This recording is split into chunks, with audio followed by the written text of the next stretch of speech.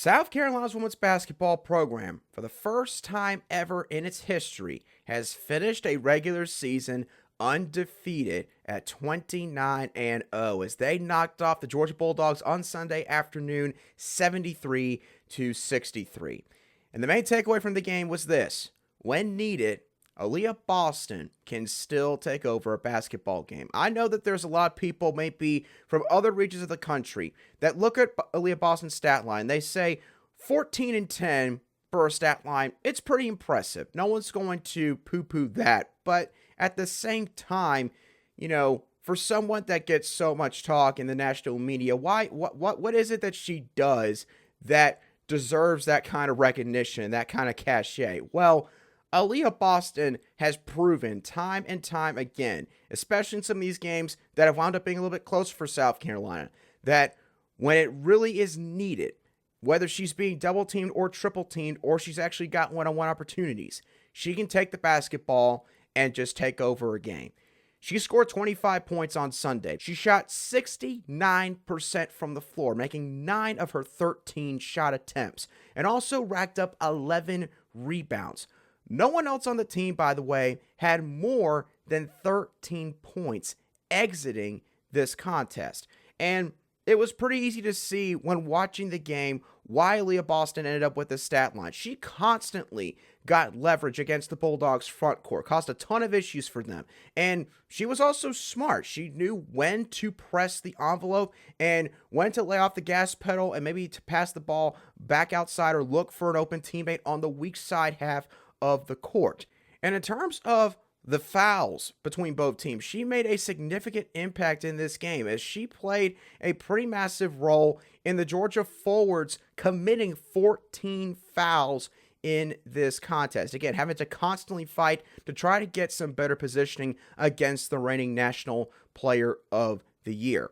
And when watching this game, it served as a perfect microcosm on senior day, nonetheless, of the impact that Aliyah Boston has had on the program and how dominant she has been against the rest of the sport now for the last 4 years. I mean, you look at her resume and it stretches quite literally the length of Lincoln Street. She is a national champion, the Naismith National Player of the Year. She's won the National Defensive Player of the Year award. She's a 2-time unanimous first-team All-American, an SEC Player of the Year, and again, has a plethora of other accomplishments that would take me the rest of the show to go over, but you get the point.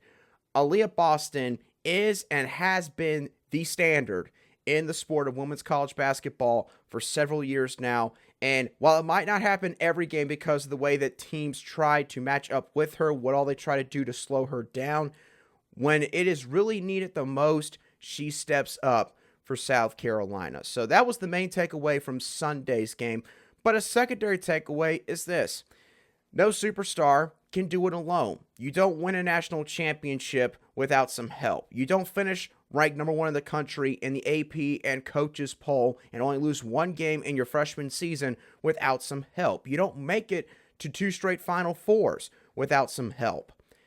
And Aliyah Boston got that from a lot of her senior teammates on Sunday, as the rest of the senior class scored 32 points collectively. And that leads me to the 2019 recruiting class as a whole. This class, with what they have done already up to this point, has an argument to be known as the best group of athletes to ever step foot on South Carolina's campus. I mean, you look at the laundry list of things that they have done, the things that I just mentioned in the last couple of minutes.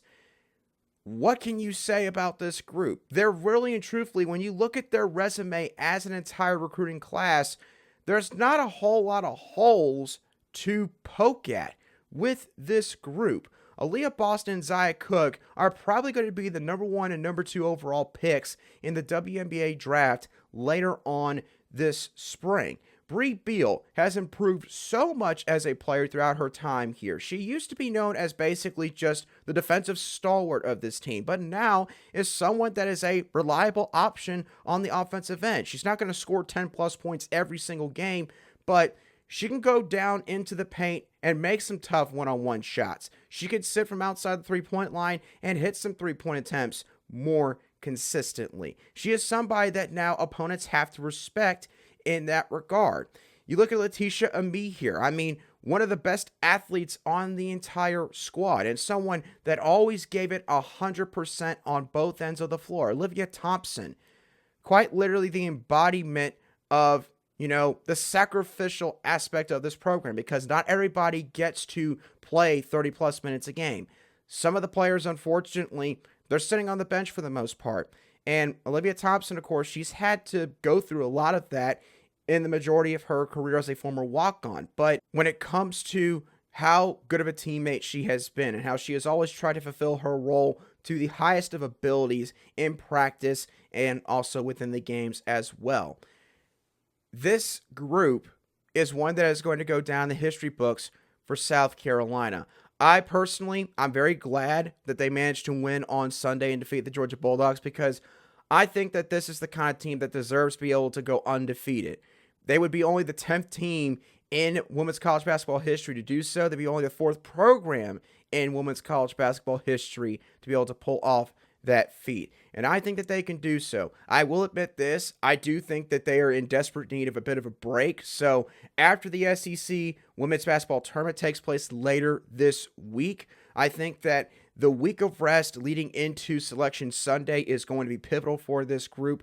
But again, there's still so many players on this squad that if a couple of other players have a down game, they can pick up the slack. And of course, the group that really and truthfully embodies that the most is the group that started this historic run for this basketball program. It was really cool to see them get their flowers, both literally and figuratively speaking, on senior day. And again, it is a group that I know that all of Gamecock Nation is going to remember for a very, very long time.